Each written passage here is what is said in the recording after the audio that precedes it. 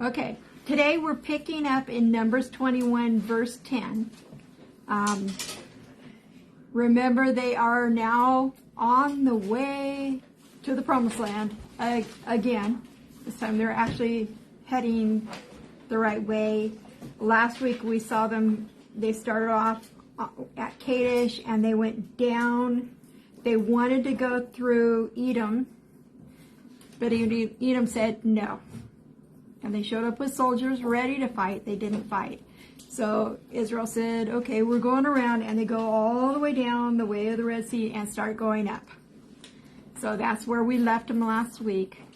Now we're going to pick up in verse 10, and it's, I'm glad you sat there. It's a glob of verses, 10 through 20. I hate it. You sat there. I know. And the people of Israel set out and camped in Oboth.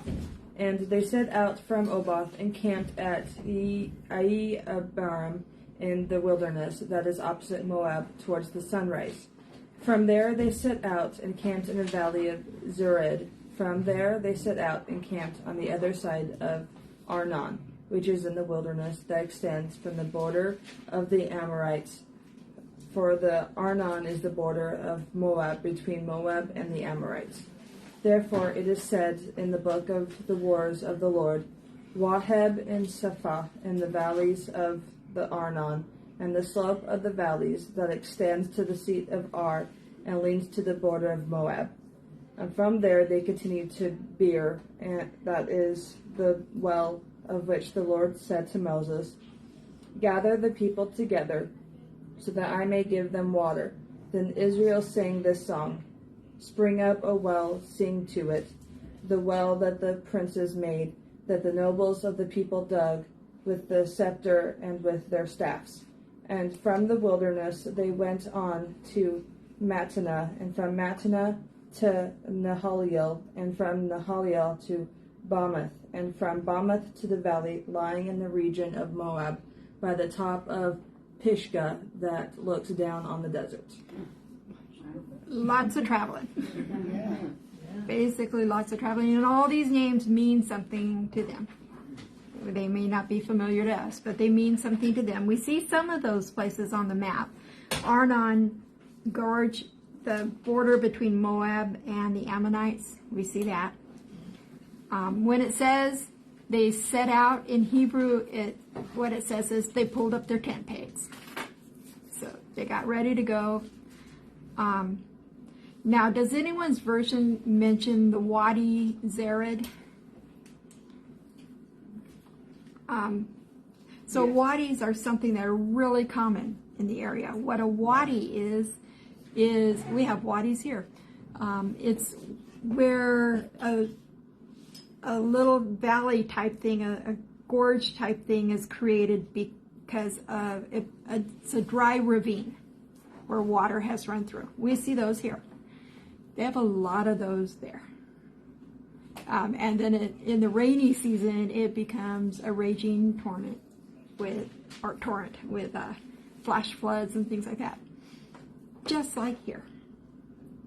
Mine says ravines. Ravines. That's a more familiar word for us than wadi, but you will see the word wadi on maps that have a lot of details, and that's just what it means. It's a ravine. Mm-hmm. That you better watch out in the winter for flash floods. So in between this list of where they're going, we get little bits of poetry in there. And the poetry here is like they are elated. They are finally getting to go where they have been heading for 40 years. They're finally getting there. There's a lot of thankfulness in these verses. So the last time we saw Israel singing was at the Red Sea. How long ago was that? These 40 years. Yeah. And it's about time they sing a happy song. So they're singing a happy song. So the Arnon is in what is modern Jordan on the east side of the Dead Sea. They're still traveling up the east side. The Promised Land is on the west side. Again, it marks the border between the Amorites and the Moabites. But it's also showing that Israel's making progress, moving up. You can't cross across that Dead Sea. Those of you that have been to Israel, I assume you've seen the Dead Sea.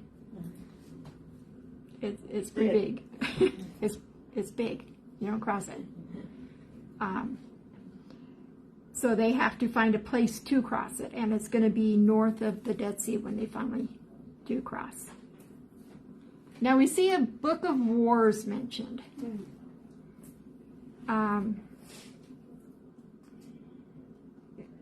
This book is probably a collection of songs of war in praise of God. We never see it mentioned again. No one has ever claimed to find it. It's just mentioned. They did a lot of writing of books that we don't have copies of. The little poem that starts off, good morning, spring up, oh well.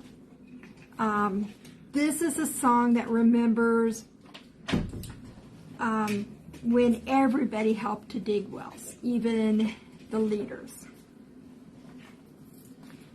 Now we see Mount Pisgah here in verse 20. We're going to see that mountain again. This is, from the top of this mountain, you could see the promised land. Another name for this is Mount Nebo. And eventually this is the mountain that Moses is going to see the promised land from. But we're also going to see it in the story of Balaam. It's going to show up. So they're continuing to head north, and then they're going to come back a little before it's time to enter the promised land. Verses 21 through 23. Israel sent messengers to say to Sihon, king of the Amorites, "Let us pass through your country. We will not turn aside into any field or vineyard or drink water from any well. We will travel along the king's highway until we have passed through your territory." But Sihon would not let Israel pass through his territory. He mustered his entire army and marched out into the wilderness against Israel. When he reached Jahaz, he fought with Israel. Okay. Of course, Israel wanted to pass in peace whenever they could. They didn't want to fight. They just wanted to go through. They didn't want to have anything to do with the people there. So they do the thing again where they go to the king and say, "We'd like to pass through. We'll replenish anything we take." And they get the same answer as they did with the Edomites. No. Difference here, the Edomites gathered their army and they threatened. The Amorites, they just plain out attack. We'll see in Deuteronomy chapter 2, it says, "But Sihon, king of Heshbon, would not let us pass through, for the Lord your God hardened his heart and made his heart obstinate, that he might deliver him into your hand. God hardened the heart of Sihon so he would provoke the battle, so he would lose, so Israel could gain his land." So according to Deuteronomy, God hardened Sihon's heart so that he wouldn't let them go through, so that they would fight. So why would God want them to fight?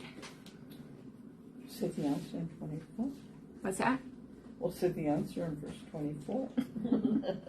Yeah. Well, and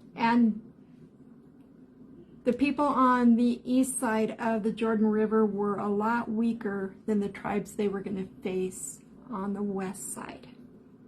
God is getting them ready. He's getting them ready for battle. If he can build their confidence and their battle worthiness, that'll make it easier. And when it says that God hardened his heart, God didn't make Sihon do anything that Sihon didn't really want to do. He just set it in motion. in Genesis 15, verse 16, it says, "Then in the 4th generation they will return here, for the sin of the Amorite is not yet complete." So they had, before Jacob had left the promised land, there had been interactions with the Amorites, and back through Abraham's time, and the Amorites had fought with the Israelites, and this is God giving them the punishment they deserved.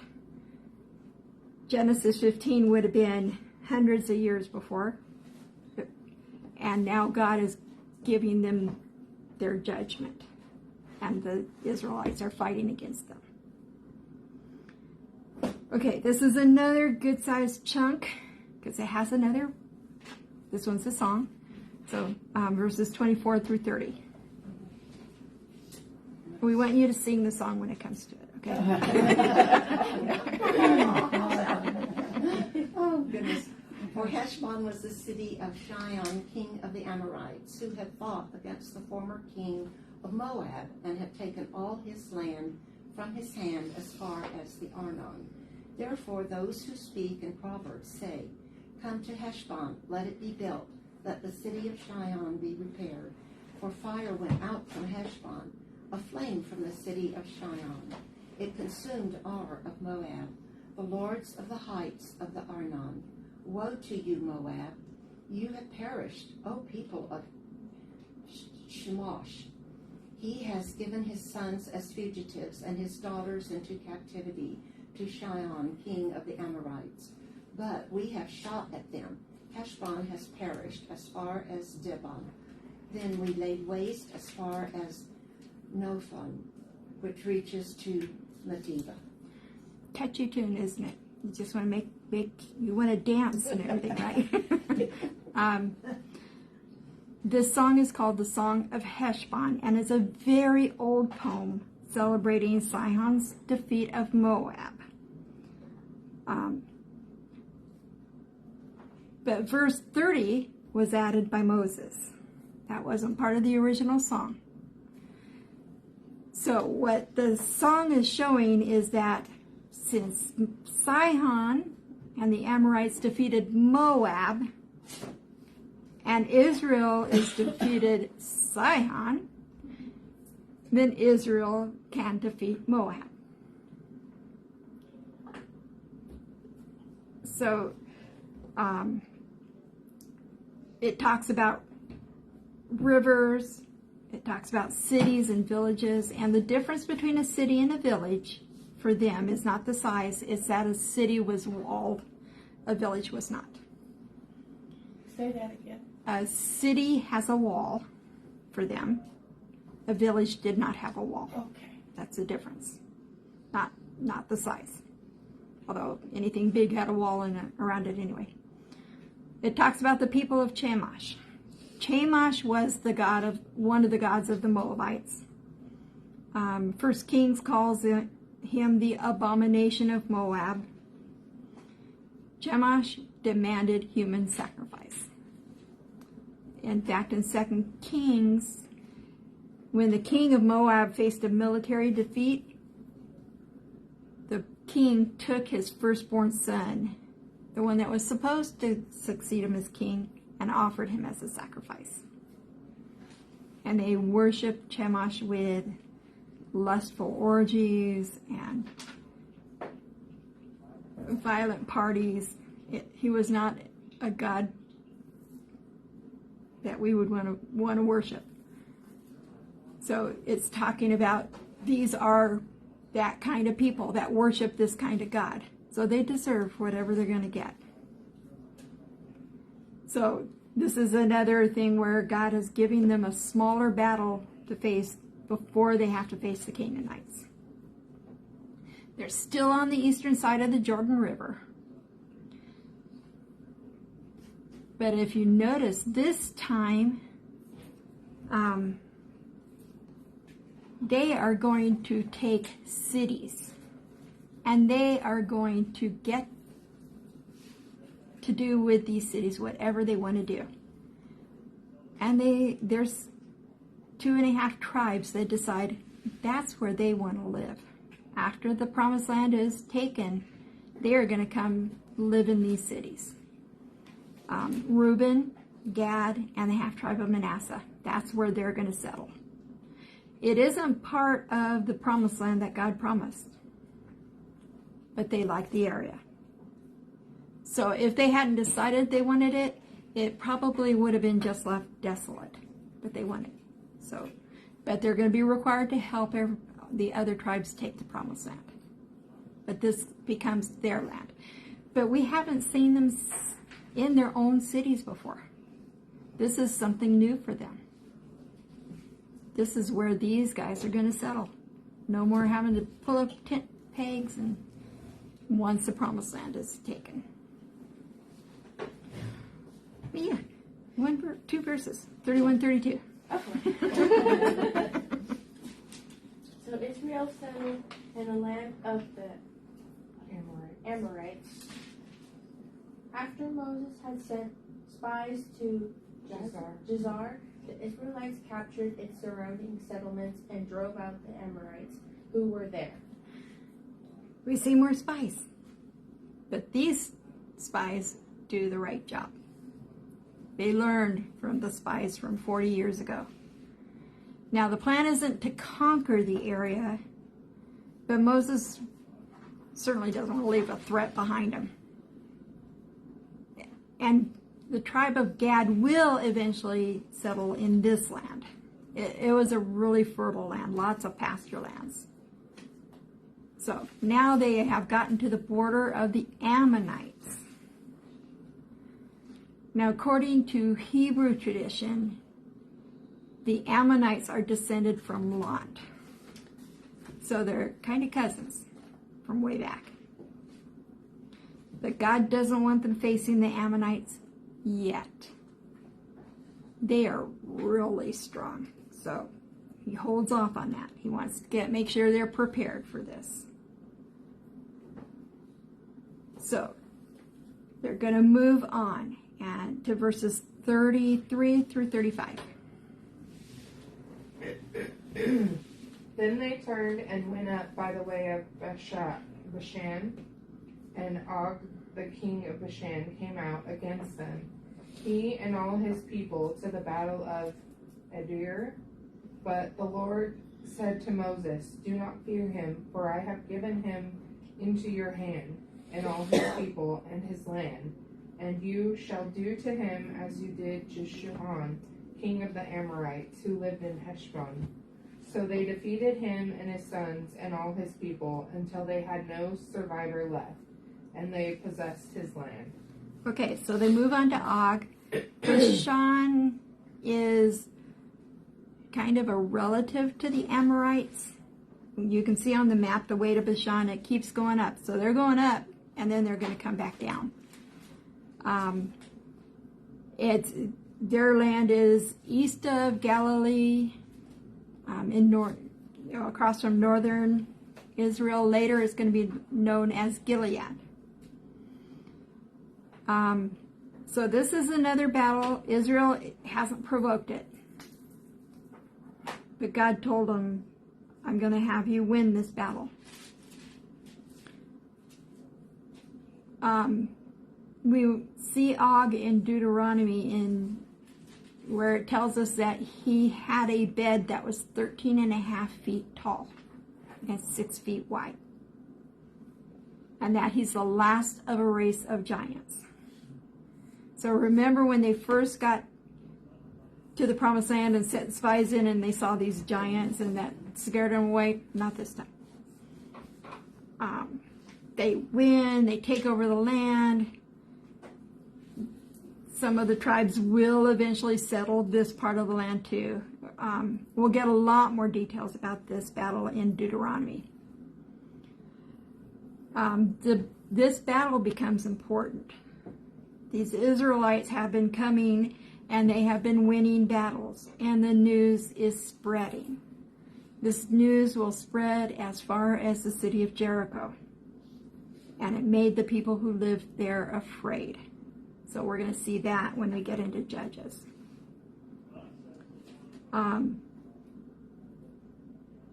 So in their culture, it was conquer or be conquered. There was no Switzerland. So Israel is coming out as the conqueror. Even these neighboring groups, they didn't live in peace with each other. They were always fighting each other. Okay, so now we're in Numbers 22. So the Amorites and the Ammonites are not the same. No. But where are the The Ammonites, on this map? the Amorites. I mean, are they between Moab and Yeah, I think that's where they, Okay. yeah, from what I recall. So, chapter 22, we're going to start in the story of Balaam. That's one of my favorite stories of the Bible because there's so much comedy in here. There's so much funny stuff. Just watch for it. And there's going to be 3 chapters of Balaam. So let's dig into it. And they're on the move again. So verses 1 through 4. Okay. Do you want to read? So we're on I'm lost. 22. Okay. And 1 through 4. 1 through 4. Then the sons of Israel journeyed and camped in the plains of Moab, beyond the Jordan, opposite Jericho. Now Balak, the son of Zippor, saw all that Israel had done to the Amorites. So Moab was in great fear because of the people, for they were numerous, and Moab was in dread of the sons of Israel.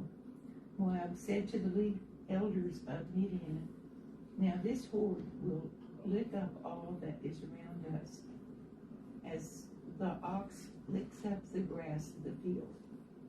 And Balak, the son of Zippor, was king of Moab at that time. If only Moab had read the Bible. That's it. Okay. Deuteronomy 2:9. God is going to tell the Israelites, leave the Moabites alone. If only Balak had known that, but he's afraid. So he's not going to leave them alone.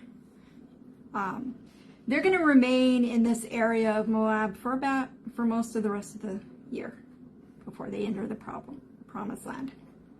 So the Moabites are descended from Lot, from one of the daughters that had relations with their father Lot. Was it? Was it?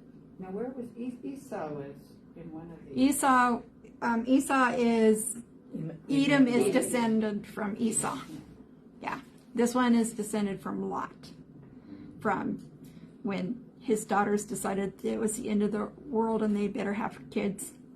So that's where the Moabites come from.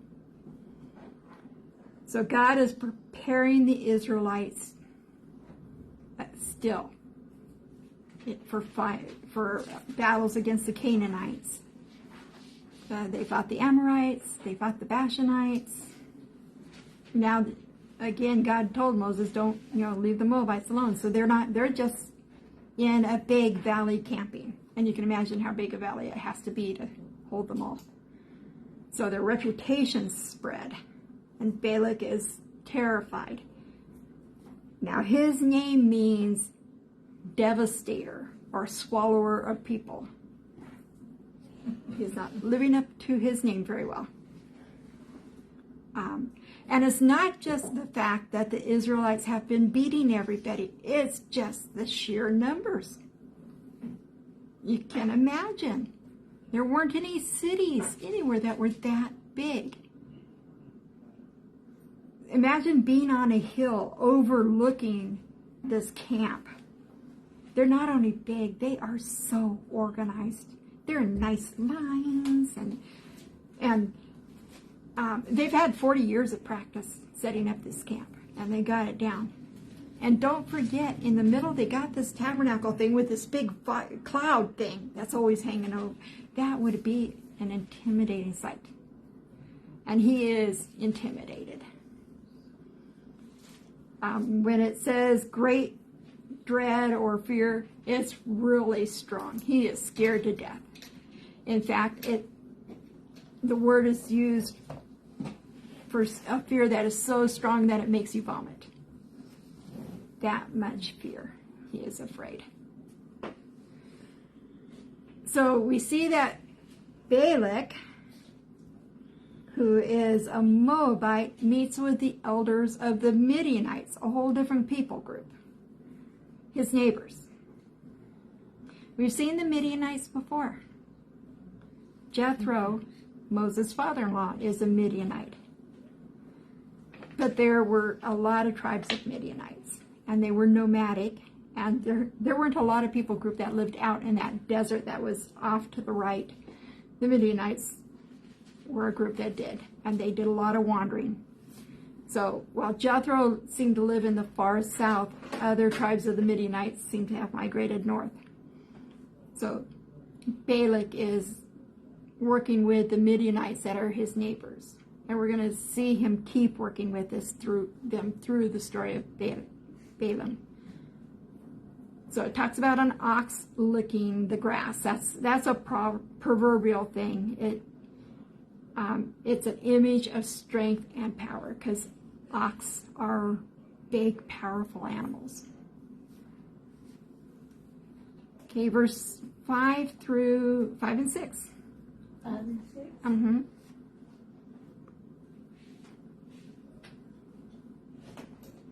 Since Balak, son of Zippor, was Moab's king at that time, he sent messengers to Balaam, son of Beor, at Pethor, which is by the Euphrates, in the land of his people.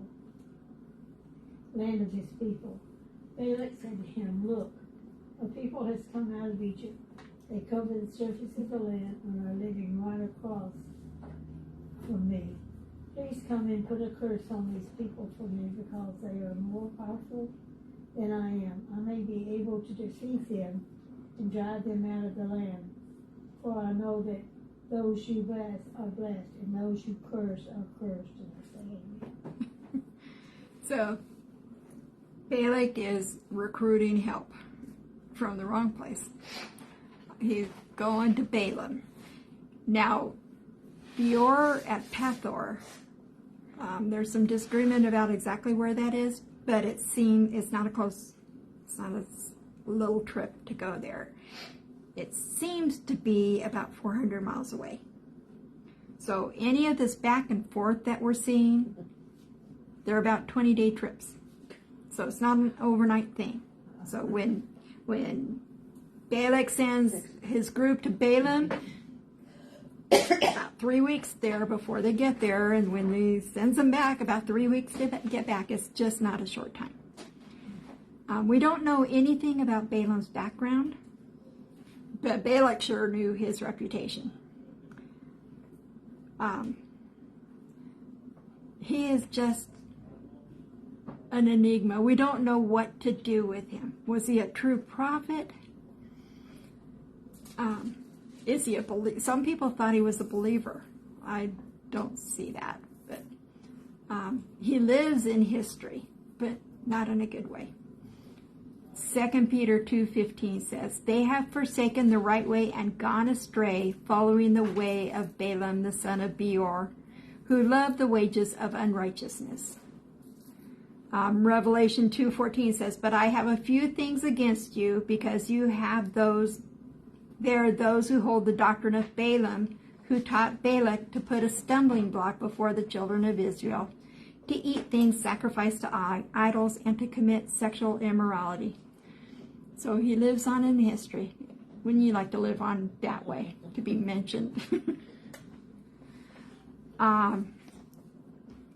So back in 1967, they discovered something called the Deir Allah inscription that dates back to the 6th century, and it seems to mention Balaam by name.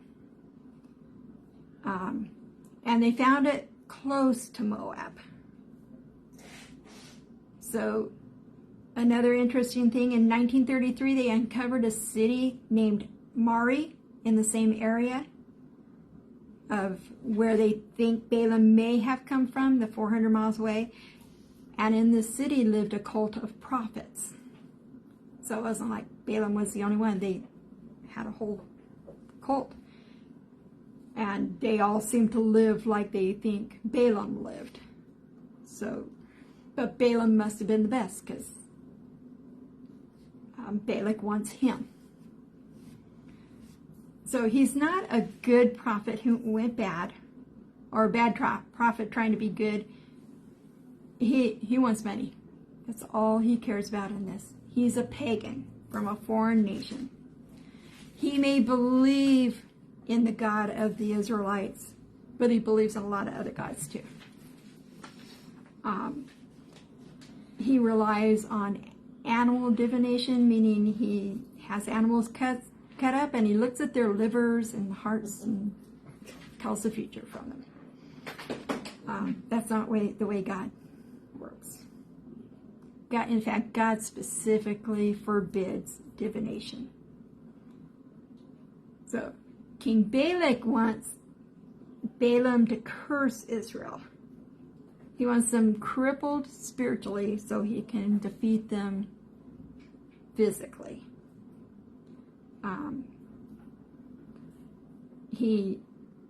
He says he knows whoever Balaam blesses is blessed and whoever he curses is cursed, and that's not true. It will be true in this because someone else is controlling what is blessed and what's cursed, but it's not Balaam that has that power. So verses 7 and 8. I just thought that they covered the face of the earth. He looked down and saw him, and they covered the face of the earth. Yeah, he did. So verse 7 and 8. And the elders of Moab and the elders of Midian departed with the rewards of divination in their hand. And they came unto Balaam and spoke unto him the words of Balak. And he said unto them, Lodge here this night, and I will bring you word again, as the Lord shall speak unto me. And the princes of Moab stayed with Balaam. Okay, so they're bringing money. Balaam likes money. We'll see that a lot. If you went to a prophet, you brought a gift. Here's your money. That's how most prophets lived. It was their job. You might also bring the things that they needed for a curse. Like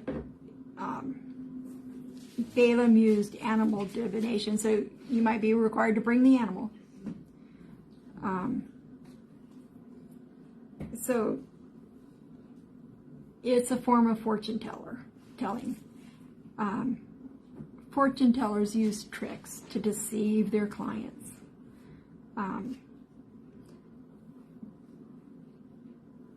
So often the predictions that a fortune teller gives are so broad it would fit every situation. It's kind of like fortune cookies. Have you ever found a fortune cookie and it's like, oh, that's me, because it's so broad. And that's what's happened. My mother-in-law used to love to go to fortune tellers. And before I became a true believer, I went with her once or twice, and it's like, and they would do a reading, and it, again, so broad. I can't even remember what it was, whether that's how my life turned out, but so broad that it would cover everything. But my mother-in-law just really believed whatever the fortune teller told her. And that's the way these people were. Now, God, he condemns divination of any kind. Some of the different kinds of divination, we had the animal ones where you're looking at animal entrails and reading things. That sounds fun. You got astrology. That falls in there. You have something called augury. That is studying the movement of birds to make prediction. You got clarimancy. That's the casting of lots. And that's good for yes or no questions only. Kind of like a magic 8-ball type thing. You got not sure how to say it, onoromancy, that's dreams. Now we see God used dreams, but God brought the interpretation too. Today we have the internet. Yeah, today we have, yeah.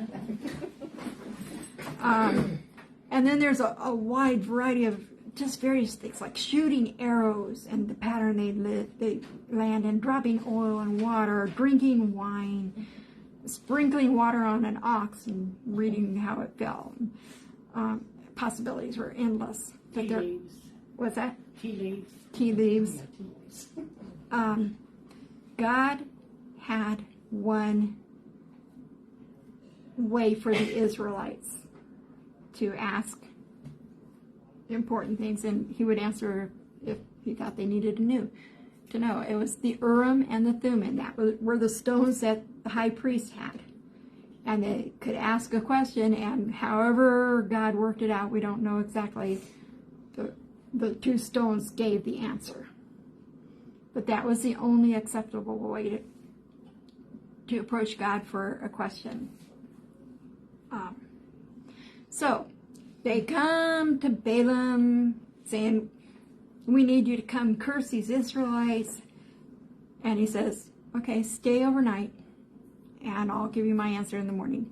Now, a lot of commentaries made a big deal about him inviting them to spend the night. But they had just traveled 3 weeks. Of course he's going to ask them to spend the night. He's not going to say, go sleep out there somewhere. All he cares about is the fee. He wants that fee.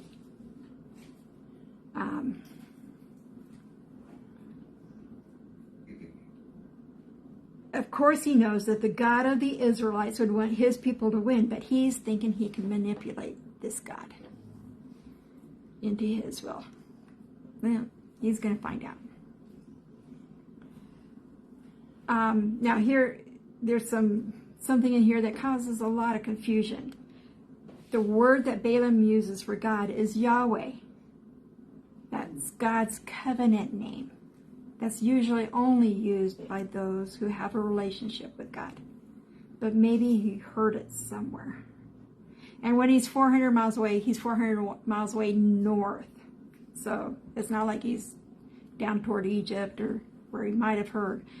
Don't know how or why he calls him Yahweh. But maybe he's just trying to impress his client by showing he knows the name of this God. They placed a lot of importance on names. So if you could name a God, you had some power over that God. They had it all mixed up. And then God shows up. Verses 9 through 12.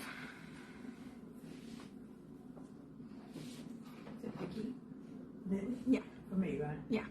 Then God came to Balaam and asked, who are these men with you? Balaam replied to God, Balak, son of Zippor, king of Moab, sent this message to me. Look, a people has come out of Egypt, and they covered the surface of the land. Now come and put a curse on them for me. I may be able to fight against them and drive them away.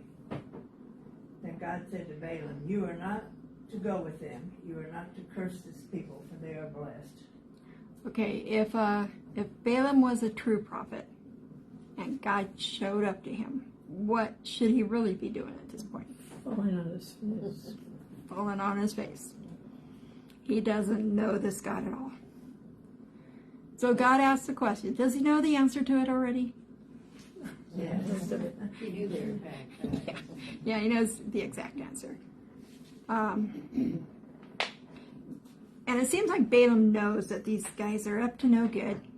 They want to conquer someone. They have no business trying to conquer, and so they're hiring him. So God is trying to straighten Balaam out. Now, some people have a problem with God talking to a pagan. But God can talk to whoever he wants to talk to and use whoever he wants to. We have already seen he appeared to Pharaoh in a dream. We're going to see him talk to King Nebuchadnezzar in a dream during Daniel's time. He can do whatever we want. We can't put limits on God. So, is there any question in his response to Balaam? Any confusion about what he should be doing? Don't go. Don't curse. Don't curse. They're These blessed. people are blessed. Period. Seems pretty clear to me. So he has a choice. Do what God says or get paid. If he had chosen correctly, we'd be done with this story.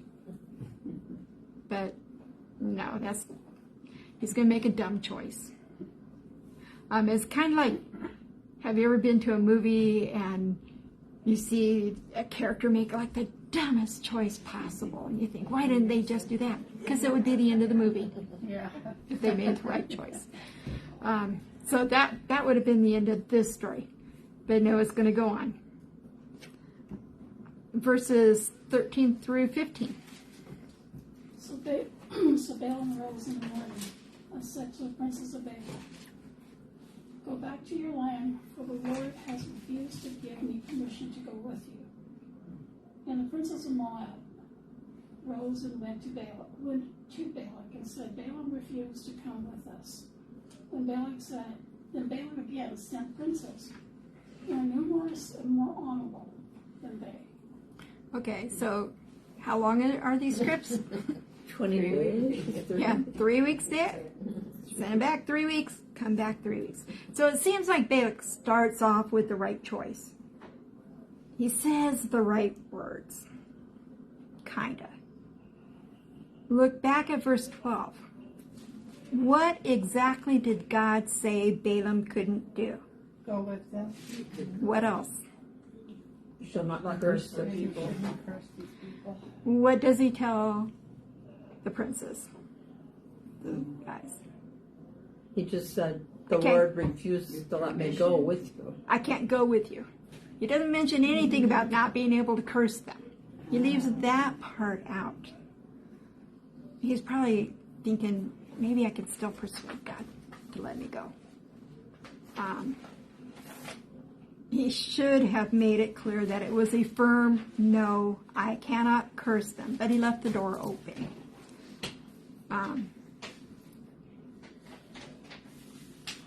So Balak sends more princes, more prestigious guys to try to convince him. Because he's thinking, well, there's still a chance here. Verse 16 and 17. Balaam probably made it sound like he was open. Yeah. Well, and the way of Middle Eastern negotiation is you refuse and then you negotiate. And so they're probably thinking this. God's not negotiating. It's like what Pastor talked about last week. God is not a negotiator. What he says goes, but that's not the way they work. And they came to Balaam and said to him, "Thus says Balak the son of Zippor, please let nothing hinder you from coming to me, for I will certainly honor you greatly, and I will do whatever you say to me. Therefore, please come, curse this people for me." Oh, how hard this must be for Balaam. I mean, they're promising riches, they're promising honor. I mean, you can imagine this guy. That's what he lives for. He wants that honor. And these guys are basically saying, don't pay attention to that God guy, just come with us and curse. But you don't say no to God. Verse 18 and 19. But Balaam answered them, "Even if Balak gave me his palace filled with silver and gold, I could not do anything great or small to go beyond the command of the Lord my God. Now stay here tonight as the others did, and I'll find out what else the Lord will tell me." Oh, how noble. Now, is he being obedient to God, or is he trying to negotiate? trying to get more suggest a money. bigger offer, even if it was all the gold and silver in the palace. Yeah, that's what he wants, all the gold and silver in the palace. Still, Balaam knows this prophecy has to come from God. He wants to do what they ask. He really, really, really wants to do what they ask. He's saying all the right things. So he says it's the Lord my God. Yeah, isn't that interesting that he calls him the Lord my God? He's willing to say the words, but does he live a life? That's the message for us too. We can say words and not mean them. Amen. Yeah. But they wouldn't have gone to him thinking he was. Yeah. Because he wouldn't think he was an Israelite. Yeah. They weren't thinking. They would go to him thinking that he knew all the gods and he could pull on whatever god he wanted to curse them. So he tells them, spend the night again and let's ask God again. Like God will change his mind. What else? Yeah. What else? Yeah. God will tell So me? again, he's trying to negotiate with God. No need to go back to God. He already has the answer. The answer is not going to change.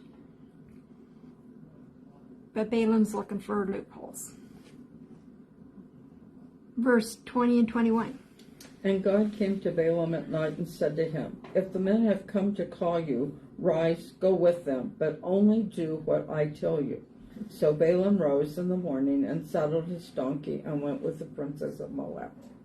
So, has God changed his mind? No. He did come He's back. just saying, but if you go, you do what Yeah. I tell you. Yeah. You say what I tell you to say. It doesn't imply in any way that God approves of this. It's one of those situations where someone begs and begs and begs and begs, and God says,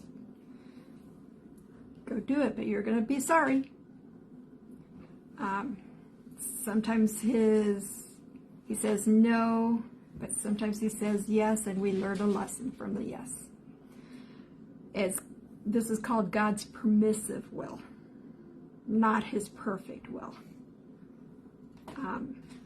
Another example of God's permissive will was when God allowed Satan to test Job. So everybody's happy. Balaam gets to go with the princes, and the princes have their prophet. What could go wrong? So we're going to see in verse 25 that this donkey is a female donkey because it says she. So apparently saddle donkeys were usually large females because you didn't want to take male donkeys, because if you passed a female donkey that was in heat, you lost control. So female donkeys were much more in control. So they used female donkeys. Those men, you know those men. Verse 22 through 27. You read last year? Okay, that's me. Okay, but God's anger was kindled because he went, and the angel of the Lord took his stand in the way of his adversary. Now he was riding on the donkey, and his 2 servants were with him. And the donkey saw the angel of the Lord standing in the road with a drawn sword in his hand. And the donkey turned aside out of the road and went into the field. And Balaam struck the donkey to turn her into the road. Then the angel of the Lord stood in a narrow path between the vineyards, with a wall on either side. And when the donkey saw the angel of the Lord, she pushed again against the wall and pressed Balaam's foot against the wall. So he struck her again. There was obviously no PETA in this story. Then the angel of the Lord went ahead and stood in a narrow place where there was no way to turn either to the right or to the left. When the donkey saw the angel of the Lord, she lay down under Balaam. And Balaam's anger was kindled, and he struck the donkey with his staff. Poor donkey. So, but didn't God just tell Balaam, you can go, and now he's angry? How fair is that? he was going, I guess. Yeah. And yes, the word for anger here is again that red nose thing. His nose is, God's nose is burning. But God is angry because Balaam only went because he is rejecting God's will here. And God gives a warning by sending an angel of the Lord to block the path. In verse 22, mine says, took his stand in the way as his adversary. In Hebrew, the word for adversary is Satan. But this is not Satan. Satan is not the name of the devil. Satan means adversary. So when you see the word Satan, it means the adversary. So Balaam doesn't see this angel. What kind of prophet is that? Can't even see an angel standing in front of him. It's because he's blinded by greed. But the donkey sees. The donkey has more spiritual gifts than Balaam does. The donkey knew the Creator. But don't you just feel so bad for this donkey? The donkey does what it needs to avoid the judgment of the angel. So, goes into a field, Balaam gets him back on the road. They apparently get to a place where there's walls on both sides of the road, which probably means by some grape vineyards, because they would put walls to separate the road from the vineyards. So he ends up crushing Balaam's foot against the wall. Imagine what's going through Balaam's head. Yeah, what is wrong with that stupid donkey? It's my donkey having issues. Yeah. Finally, the donkey just lays down. There's no way to avoid this angel.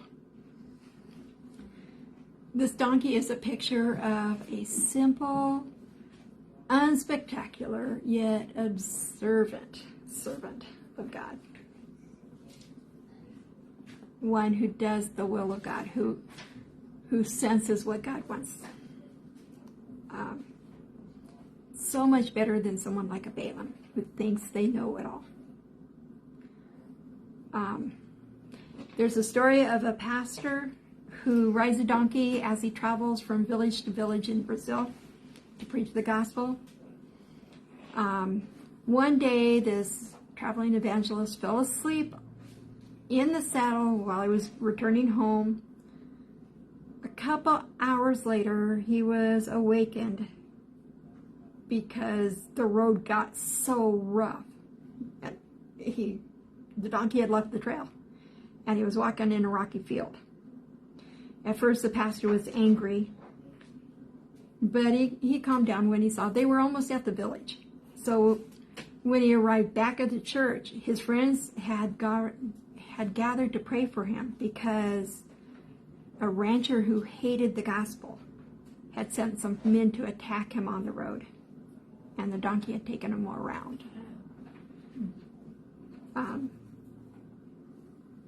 So this donkey was more aware of things.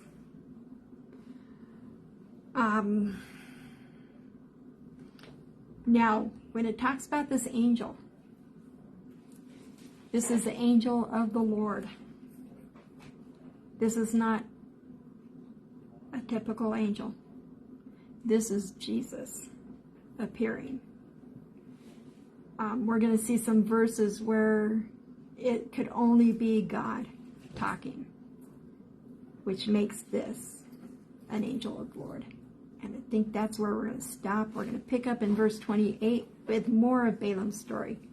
We just know the angel's ready to attack him. So, shut this off.